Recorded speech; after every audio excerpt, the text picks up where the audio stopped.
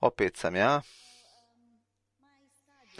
Moj rad odnosi se na specijalizovanu rumunsku televiziju koja se bavi religijskim stvarima. Tako da naziv je rekonfiguracija religijskih poruka specijalizovane rumunske televizije.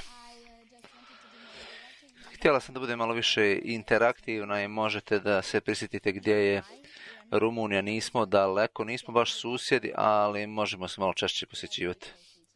Blizu smo. Također, Rumunija u skladu sa skorašnjim istraživanjima je to jedna od najreligioznijih zemalja u Europi. Ja mislim da je to dobra stvar. Većina naših građana su pravoslavne hrišćanske vjeroispovijesti. Rumunija zvanično priznaje 18 denominacija. U zakonu je ustanovljeno sloboda religijske prirode, što smo već rekli, kao i zabrana diskriminacije i okvir za registraciju religijskih pravaca kako bi dobili finansiranje strane države. Prošle godine imali smo skor 3 od maksimalno 4 po pitanju religijske slobode. Ovdje na mapi možete da vidite kako zemlja izgleda sa religijske tačke gledišta. Kao što možete vidite, ovo roza je uglavnom pravoslavno, žuto je rimokatolici, a naranđasto reformisti, zatim grko-katolici, zatim imamo i muslimana, svjetlo plave oblasti, pogotovo u istočnom dijelu mora, blizu Crnog mora, blizu Konstance, ali također ih ima i u još nekim dijelovima zemlje. Zatim luteranci, evangelisti. Ovdje navodimo procente pripadnosti različitim religijama u Rumuniji iz 2022. godine. I to je manje više stabilan broj koji se ne mijenja. Preko 73 imamo, znači, pravoslavno, zatim protestantizam, katolicizam i ostali. Tu su i ljudi koji smatraju da nisu religiozni, ostali manje od 1% ateisti, agnostici ili oni koji odbijaju da se izjasne. Nedostaje nam podaci za oko 5%. A sada, moja studija koja se odnosi na religiju na televiziji u posljednjoj dekadi, odnosno deceniji, došlo je do određenih promjena u oblasti telekomunikacija, jer uglavnom imamo kablovsku televiziju. Nakon 90. godina religija se polako prezentovala na našim TV programima, pogotovo na državnoj televiziji koju smo imali od početka, koja se naziva Tevere. Imali su određene posebne emisije koje su uvažavale prisustvo religije u ljudskim životima. Malo pomalo došlo je do razvoja situacije i imamo emisije nedeljom koje se bave isključivo religijskim stvarima. Zatim, prilikom uvođenja privatnih TV kanala,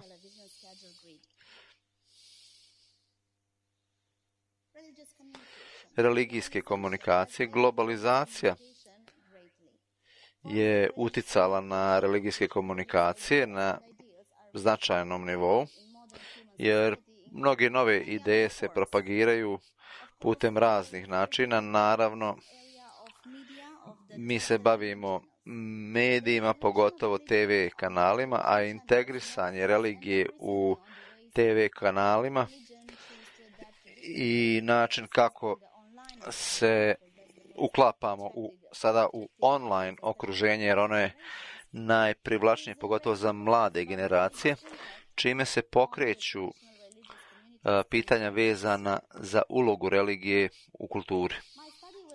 Moja studija odnosi se na glavne emitere kojih ima 7, a prije je bilo 8. I možemo ovdje prikazati Trinitas, a to je zasnovano na pravoslavlju, zatim Marija Grko-katolička, zatim Angelis TV, Rimokatolički, zatim Reformatorska, zatim Esperanza TV, koja je adventistička, zatim Credel Pantakostalna, Alfa Omega, baptistička i A7 TV, opet baptistička. I naravno, tu su i imena koja možemo da navedemo, jer simboličke su prirode, pogotovo za konfesije. Na početku 2000. godine religija je postala sve prisutnija na TV-u, pogotovo uz organizovanje posebnih emisija. S obzirom da postoji konkurencija i takmičenje, obuhvaćene su skoro sve konfesije, međutim nemamo muslimansku televiziju, ali s vremena na vreme imamo određene programe, kulturne programe, tokom kojih se govori o tradicijama drugih konfesija. U ovom radu cilj je da vidimo u kojoj fazi razvoja se nalaze vjerske televizije, odnosno kako se kreće ta situacija u Rumuniji i da analiziramo njihove programe i poruke. Prije svega, evo daću vam nekoliko primjera. Credo televizija, a govorit ćemo o emocijama i uvjerenjima. Dakle, Credo televizija klasifikuje svoju produkciju u 3 oblasti. Dakle, dijaloške emisije, biblijske poruke i različiti programi. Dijaloške emisije su u vlastitoj produkciji. Proizvode se dakle u studiju, imate domaćina, jednog ili više gostiju. Slično kao i u drugim dijaloškim emisijama, ti gosti govore na različite društvene teme,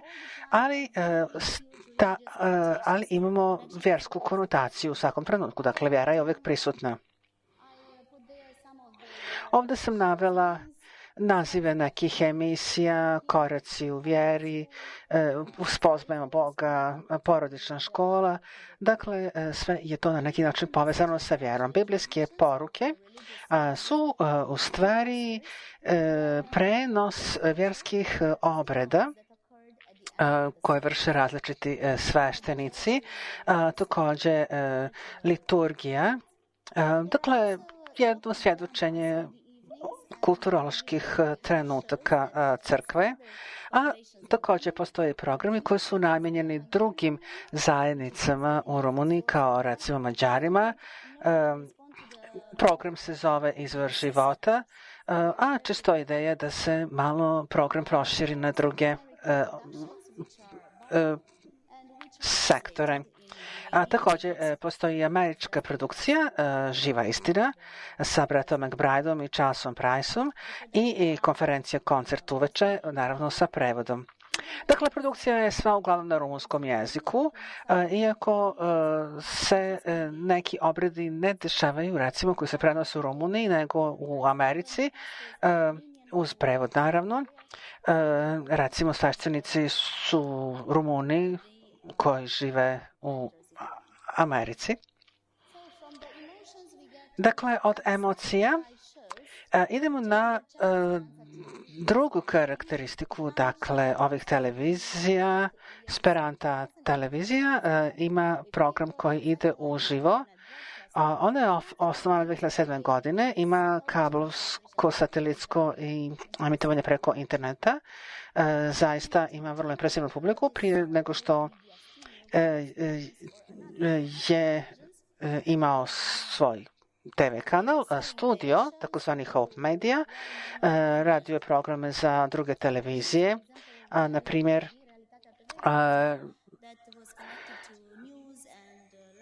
imao je vijesti, dijaloške emisije, prenose i tako dalje. I imali su zaista jako dobru publiku, bili su popularni, tako da Adventistička crkva izabrala kanal na kom će se najviše vidjeti. Dakle, ova televizija je vrlo moderna, dakle studio je vrlo modern u blizini Bukurešta u mjestu Volontari, a oko 80% emisija je iz vlastite proizvodnje i kao što smo vidjeli ima i druge partnere u istoj televizijskoj mreži. Također, ta televizija shvata potrebu da se publici obraća na njihovom jeziku, materijem jeziku, tako da imaju programi na rumunskom i na mađarskom jeziku, s obzirom da imamo dosta Mađara, tako da se obraćaju publici na materijem jeziku. Sada uviđamo sve veću potrebu da postoje program za mlade, djecu naročito. Iz tog razloga ova televizija ima takozvane životne lekcije ili lekcije za života, emisiju za tinejdžere i djecu, kako bi ih ubjedila u potrebu prihvatanja Boga. A naravno ideja je da nakon osvršenog programa djeca idu u crkvu. Dakle, iza kamere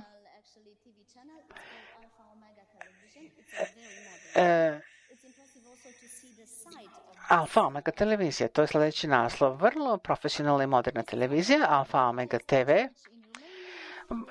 vodi program baptistička, to je televiziju Crkva u Rumuniji, ima TV kanal, ali imaju i radio, izdaju veliki broj časopisa i knjiga, vrlo su aktivni. Godinu dana prije Saranta televizija je osnovana 2006. godine. Ima program 24 sata dnevno, 7 dana u sedmici. Također, spada u takozvane must carry programe. Ako poznajete poslovanje kablovskih operatera, onda imaju obavezan opredeljeni kanal i dobili su dakle ovu mogućnost nakon 4 godine emitovanja, tako da mogu sada se nađu u svim paketima svih kablovskih operatera u Rumuniji. Dakle, prvo smo saznali za Alfa Omega kroz časopise i radio, odmah nakon revolucije u Rumuniji, dakle do 89. godine, i pokušali su da prodaju u stvari svoje poslovanje, kako govorimo o televiziji, tu je uvijek i poslovanje, dakle kompanija, kao jasnu alternativu nasilju, seksualnosti i negativnim vijestima iz drugih sektora koje televizija prodaje. Znate, čak kažu da dobra vijest, pozitivna vijest nije uopšte nikakva vijest, nego je samo negativna vijest, loša vijest, dobra vijest. Dakle, oni su pokušali da ponude neku alternativu.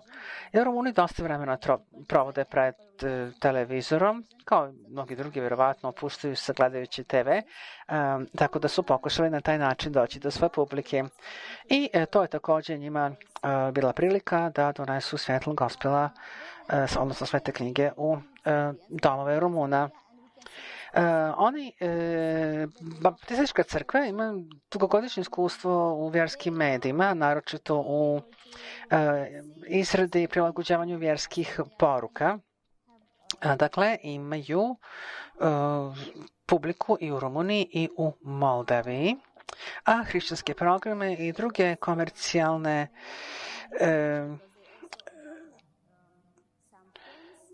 televizije, hrišćanski program i druge komercijalne televizije počele su da se formiraju u Rumuniji 1994. godine. Ova televizija ima jako dobar program za djecu, ima jako zanimljive crtiće koji privlače i mlađu i stariju generaciju, kao što sam rekla na početku. Program je jako dobro pripremljen, sada prelaze na digitalne medije jer sada shvataju potrebe ovih novih generacija koje su stalno na internetu, na društvenim mrežama, tako da sada svoj materijal dijeli i na taj način, čime postižu bolju vidljivost. Trinitas, pravoslavna crkva, je iza ove televizije I oni su se relativno nedavno pojavili, početkom 2007. godine. Projekat je nastao iz inicijative uz direktno učešće patrijarha Rumunske pravoslavne crkve Danijela. Od tada, zajedno sa drugim kanalom, a to je Radio 1 ili Radio Trinitas, funkcionišu kao dio, odnosno u sklopu pres centra Rumunskog patrijarhata u Bukureštu. Ovo je kulturno-vjerska televizija, ima nekoliko kanala, ima štampana izdanja na papiru. Sad, televizija, dakle, želi da se bavi pitanjima kulture i vjere. Dakle, ovo je sad novina, ne radi se samo o vjeri, nego i kulturi i koristi malo drugačiji recept. Nastoji da publiku upozna sa, evo citiram, vjerskim radom, misionarskim radom, društvenim, obrazovnim i kulturnim radom crkve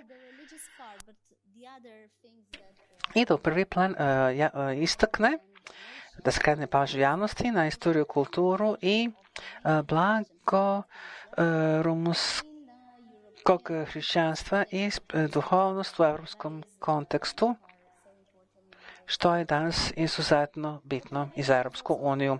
Televizija također ima i jako dobar internet sajt koji obiluje informacijama i jako dobro organizovan.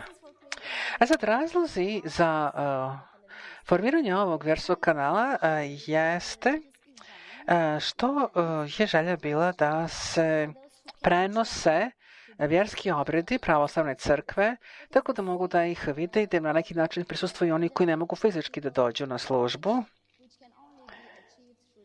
A to može da se ostvari jedino putem televizije. Na ovaj način crkva se obraća i pokušava da stupi u kontakt sa onima koji ne mogu da joj dođu i na taj način koristi moć televizije. Naravno, ova televizija mora da poštuje zakon i djeluje kao društveni partner države. Također želi da promoviše kulturna blaga i nasljeđe Rumuniji, tako da imaju dokumentarne programe o manastirima, o životu monaha, hrišćana i tako dalje. Također imaju emisije o restauraciji bogomolja. Ovo sam našla na njihovom sajtu, ovu informaciju. Oni imaju 3 cilja na svom sajtu. Jedan je intenziviranje, odnosno povećanje iskustva hrišćanskog pravoslavlja, podrška ljudskoj solidarnosti, solidarnosti između ljudi, društvu sa više konfesija, naroda i kultura u ruskom kontekstu i također kažu da žele da u svakodnevan život društva unesu pozitivan duh osvjetljen vjerom i nadom. Naravno, kao što smo vidjeli iz drugih radova, jedan sam pročitala, ovu televiziju podržava patrijarhat, odnosno država, u konačnom. Međutim, i ova televizija, kao i druge, traži donacije. Poruka koja se prenosi nije toliko vjerski obojena kao na drugim kanalima, ali je prilagođena društvenim i kulturološkim potrebama vjernika.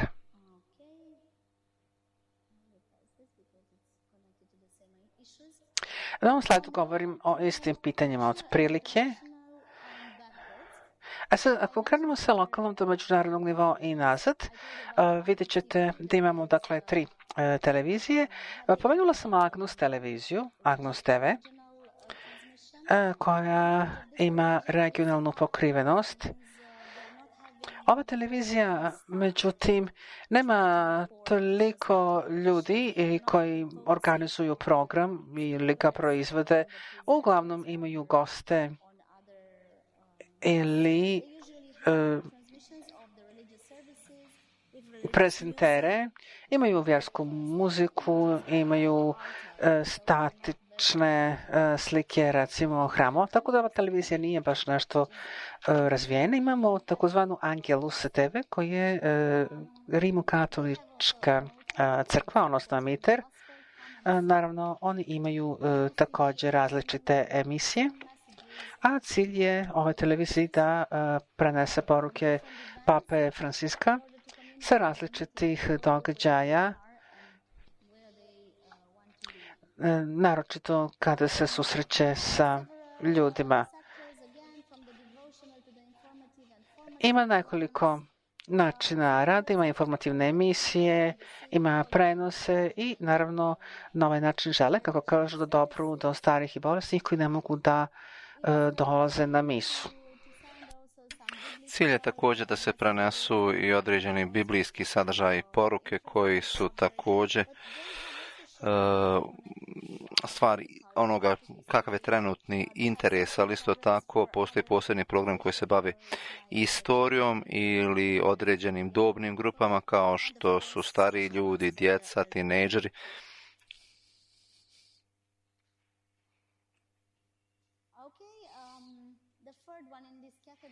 Treća u ovoj kategoriji je Marija TV, a kanal opet za sebe kaže da je poprilično religiozan, odnosi se na Djevicu Mariju i sadrži i spiritualnost i kulturu. Postoje opet razni prenosi dešavanja iz Vatikana i također imamo i emisije gdje sveštenici nude svoja mišljenja, bave se spiritualnim učenjem. Postoje i nešto što često vidimo na drugim pravoslavnim TV kanalima, to su vijesti koje nemaju voditelja kao takvog, već jednostavno se prezentuju vijesti i sa drugih kanala, a ovdje također imamo i kanal za vijesti iz katoličkog svijeta. Ovdje imamo i logotip Marija TV. Poruka koja se prenosi javnosti ovdje nije toliko intenzivna kao kod drugih konfesija, jer smatraju da samo gledanje svete liturgije putem ovih videokanala ne može da zamijeni individualnu obavezu učešća u svetoj liturgiji, tako da se više prenose poruke pozivanja da se ode u crkvu, a da ovo u suštini nije zamjena za crkvu, ali je moglo da posluži recimo periodima kada za vrijeme korone, ali i tada su govorili svi vjernici treba opet kad god mogu da učestvuju fizički i da se mole da se spriječi širenje koronavirusa. Također imamo i druge situacije, na primjer televizije koje se prenose i online, i onda kada su vidjeli da su veoma uspješni, odlučili su da budu prisutni na TV stanicama. Takav je slučaj sa TV A7 koji je počeo kao online kanal, ali nakon što su bili veoma popularni, odlučili su kroz 2 godine da imaju i svoj poseban, zaseban TV kanal i sada su veoma popularni u Rumuniji, vjerovatno zahvaljujući svojoj posvećenosti i strasti da dopru do ljudi. I također smatraju da imaju svoju posebnu misiju i njihovo osoblje smatra da se bavi Božjom aktivnošću. Zatim imamo i programsku šemu koja je dizajnirana od specijalista za vizualne efekte i oni pokušavaju da pokriju razne oblasti kao što su kulturološke, muzičke, a isto tako postoje emisije za djecu.